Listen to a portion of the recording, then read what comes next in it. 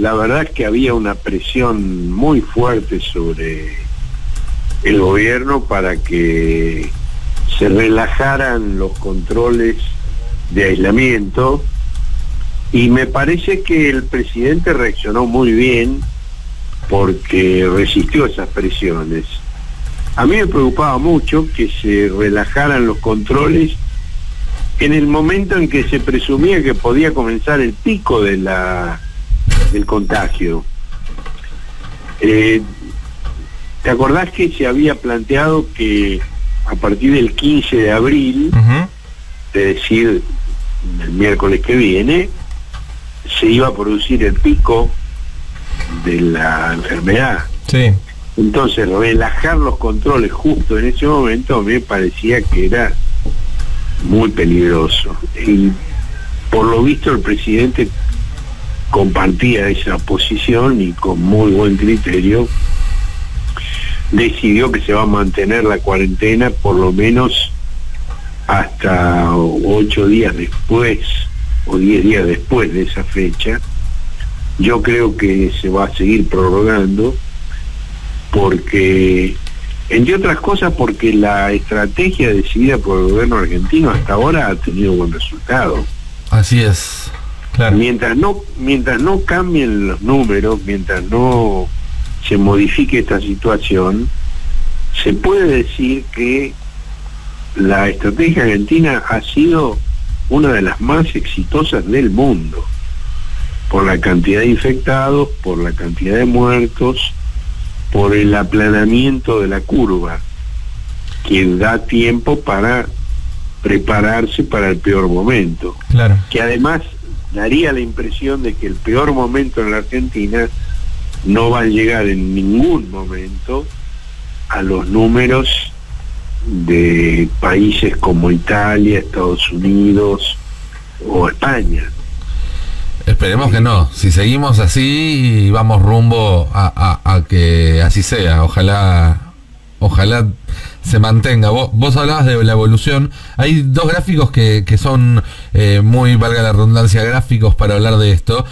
Cuando uno ve el gráfico sencillo, que es el de la curva de casos acumulados en una escala lineal, ¿sí? La parábola, digamos, la famosa parábola, entre que aparece el virus por primera vez el 3 de marzo y el 27 de marzo, es decir, una semana después de que se establece la cuarentena, tiene esa forma de curva que va hacia arriba. Pero si el mismo gráfico tomamos desde el 27 de marzo hasta el día de hoy, es una recta. No es una curva, es una recta. Es decir, que el crecimiento es lineal. Eso es una muy buena señal. Claro, porque digamos el gran temor es la progresión geométrica, la duplicación de casos cada tantos X días. Y la idea era, cuantos más días pasen en la duplicación, mejor. Ahora, aquí lo que se está viendo es que no hay una progresión geométrica, que no hay cada día más casos, no hay por supuesto el doble de casos cada día, ni cada semana, sino que ni siquiera hay más casos todos los días respecto del día anterior. Ha habido días de 45 casos nuevos, luego de 145, luego de 120, luego de 88, es decir, no hay una línea definida en ese sentido que muestre un incremento. Y eso, la verdad, es que es un logro, ¿no?, que se ha conseguido en la Argentina, y que me parece que no hay que perder nunca de vista cuando se observan otros fenómenos, ¿no? El otro día hubo una columna interesante de Carlos Pañi en La Nación, donde decía: aparece el estado que tenemos. Sí.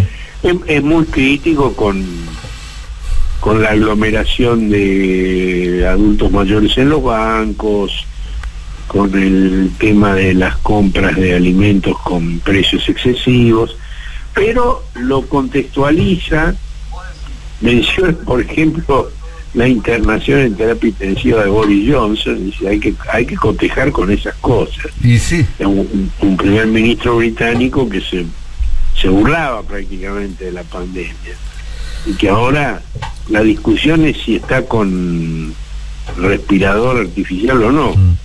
Sí que está, primero, que se contagió, segundo, que hubo que internarlo, y tercero, hubo que pasarlo a terapia intensiva. Todo eso está confirmado. Sí, así es. Y hay versiones que además está con asistencia respiratoria mecánica. Bueno, me parece que son cosas que hay que tener en cuenta. Y respecto de los otros temas, yo estaba viendo algunas cosas que han pasado en otros países. Por ejemplo, en Estados Unidos, el presidente Trump acaba de despedir al secretario de Marina. El secretario de Marina se llamaba Thomas Modly. Sí. Y él fue el que a su vez echó al capitán del portaaviones Theodore Roosevelt, que estaba estacionado en Guam, al capitán Crozier, porque Crozier se quejó en un memo que después se filtró a la prensa, que los superiores dicen que dejaron a los tripulantes a merced del virus sin tomar medidas de protección. Bueno, el secretario de Marina echó al capitán y Trump lo echó al secretario de Marina.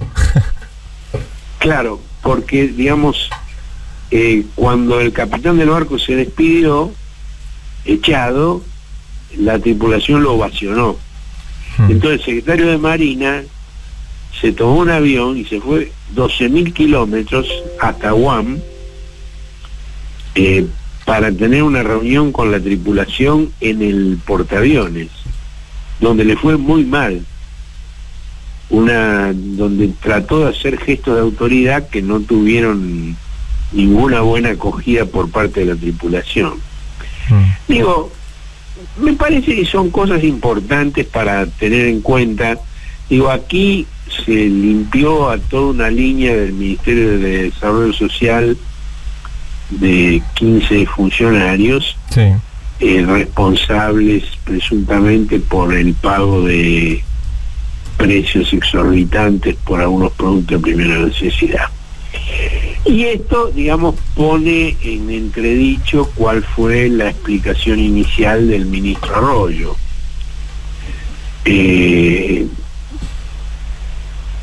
De que los proveedores se habían plantado, que no había alternativa, de que no urgencia.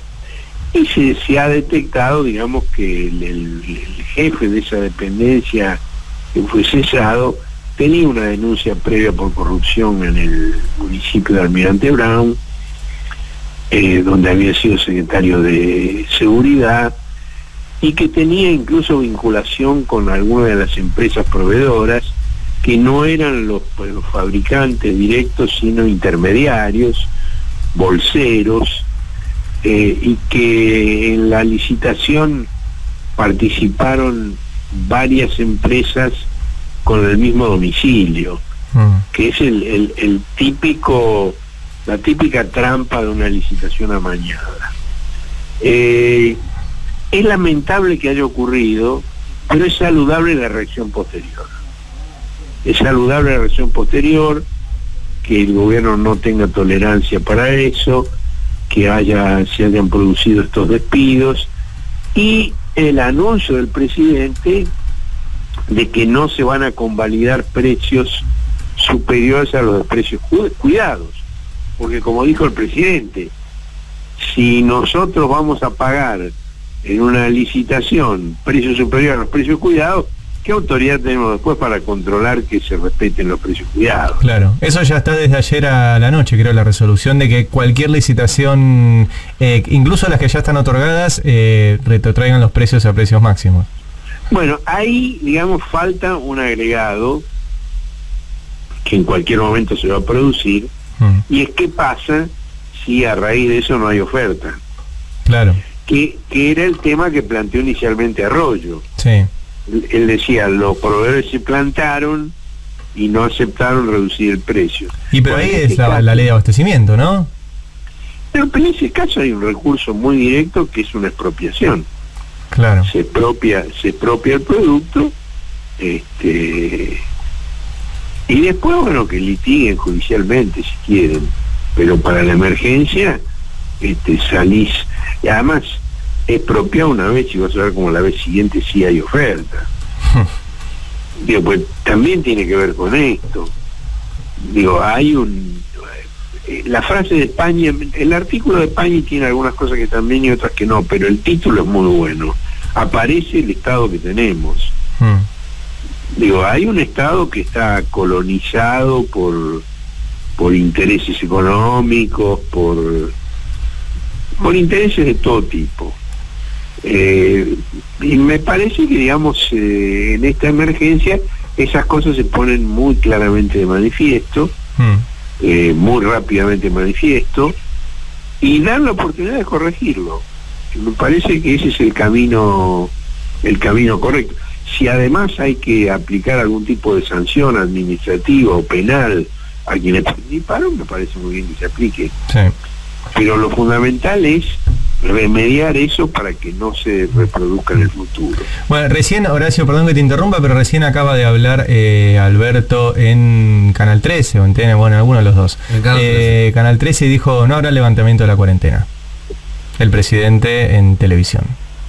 No sé, está muy bien eso, porque sería un disparate, digamos, sería además tirar por la borda todo lo que se vino haciendo en estas 3 semanas, y que ha tenido buen resultado.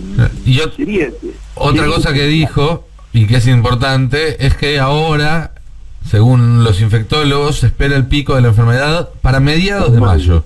Para mediados, ya pasamos de mediados de abril a principios de mayo y de principios de mayo a mediados de mayo.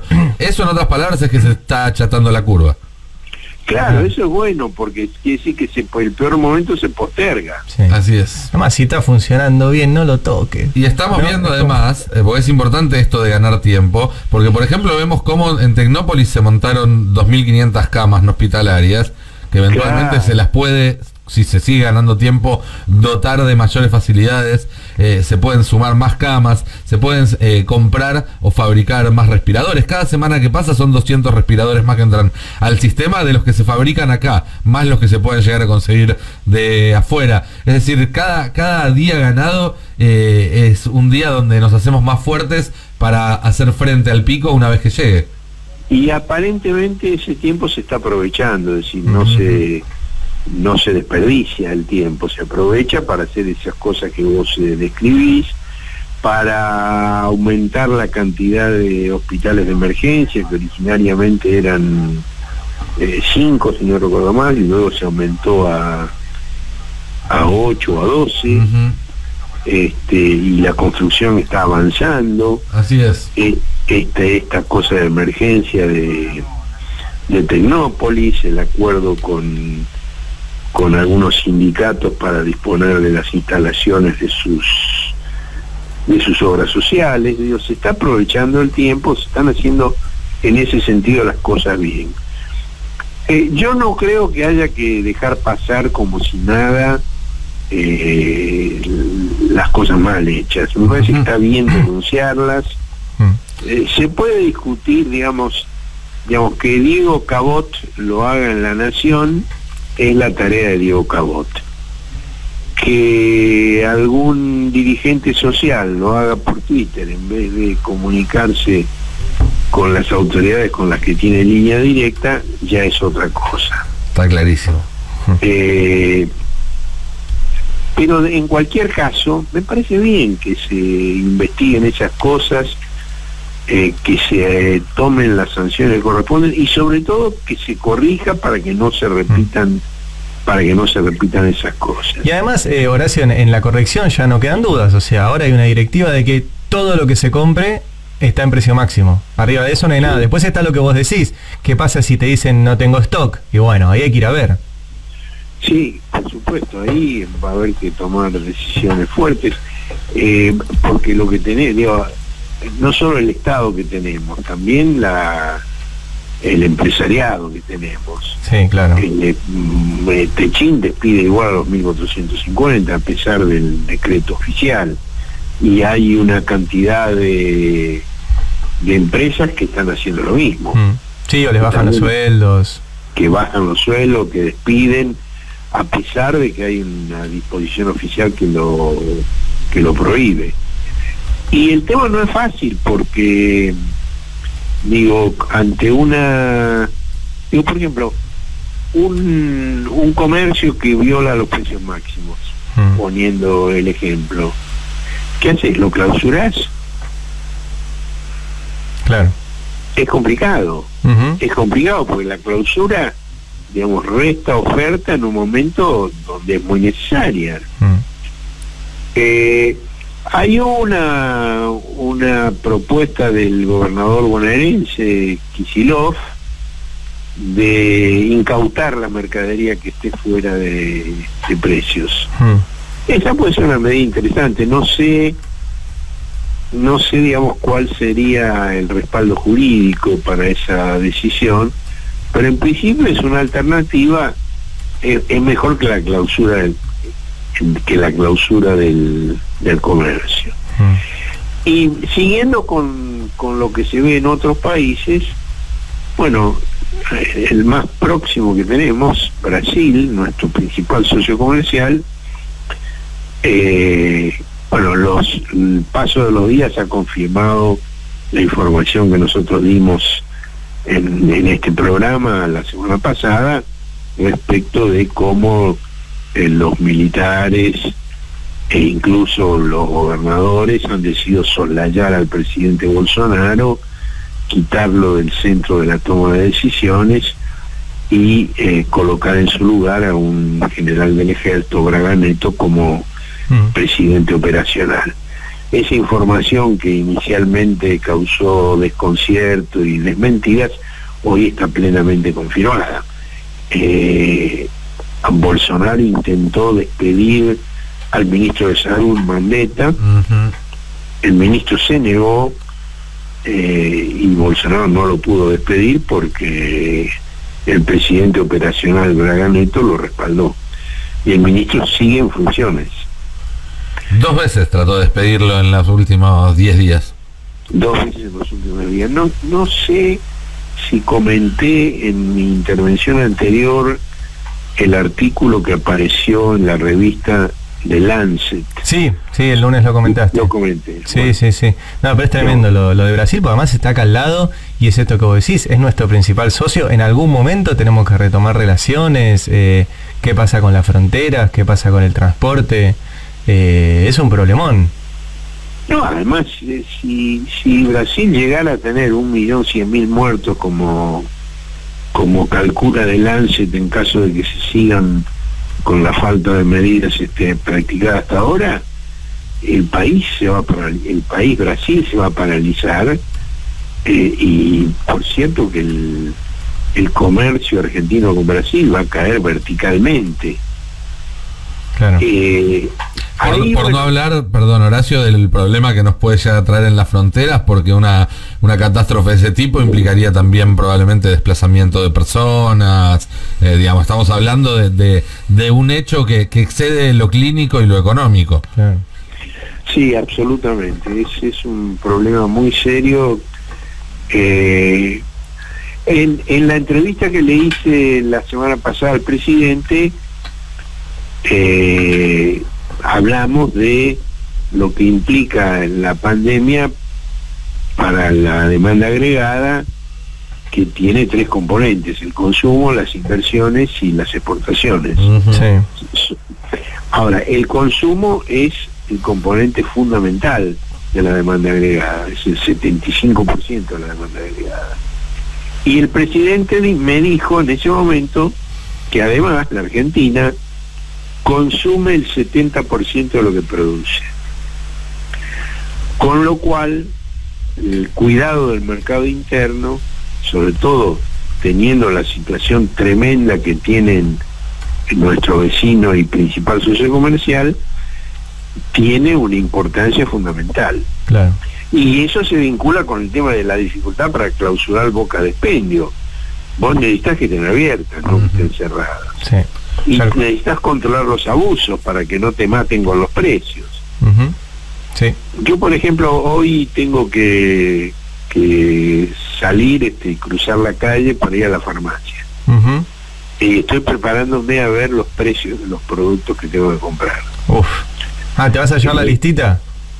No me llevo la listita, pero digo... anímicamente para que te den un precio que no es el que estás acostumbrado. No, y estoy pensando qué voy a hacer. Si lo voy a pagar o si voy a hacer la denuncia. Claro, y sí. Digamos, esa es la duda. Sí. Y no estoy hablando de precios bajos, porque la última vez que hice esa misma compra en la farmacia, no es ningún secreto, es un pack de paquetes de pañuelo de papel. Sí. Lo que tengo que comprar, no es otra cosa que eso. Bueno, la última vez que compré esto, que fue en el mes de febrero, el pack de cuántos paquetes son, de 6 paquetes, me lo cobraron 70 pesos. Sí. Que ya era un precio muy alto. Yo me temo que ahora me pidan 100. Y es probable, Horacio. Yo compré barbijos descartables, me cobraron 100 el barbijo. El barbijo que te lo tiraban por la cabeza en enero. Era para que jueguen los 200 nenes. La caja de 60. Claro. Bueno, me cobraron 100 un barbijo descartable, además, que me dura un día. Sí. Así que me voy a tener que producir uno. ¿Y vos para qué usas barbijo? No, y me compré uno para tener para ir al supermercado. Pero por si tengo asintomático, por si tengo el coronavirus asintomático, no para no contagiarme, sino para no contagiar a otros. Claro. El barbijo tiene que usarlo el que tiene posibilidad de contagiar a otros. Claro. Pero bueno, yo como vengo hasta la radio, que vengo en el auto, pero bueno, voy a ir al supermercado, me lo voy a poner solamente para ir a un lugar para no contagiar a otros. Por si llego a tener. No tengo nada yo. Y compré 2, me vendieron un máximo de 2, compré uno para mí y uno para Anita. Así que ahora tengo entendido que la Secretaría de Comercio Interior está evaluando extender a los barbijos la misma norma que ya se dictó con respecto al alcohol en gel. Es decir, establecer precios máximos. Y deberían. Bueno, Horacio, suerte en la farmacia. Hablamos el viernes, ¿te parece? Me parece muy bien. Dale, un abrazo grande. Cuídate, me da que hace frío. Chao. Chao. Un abrazo grande.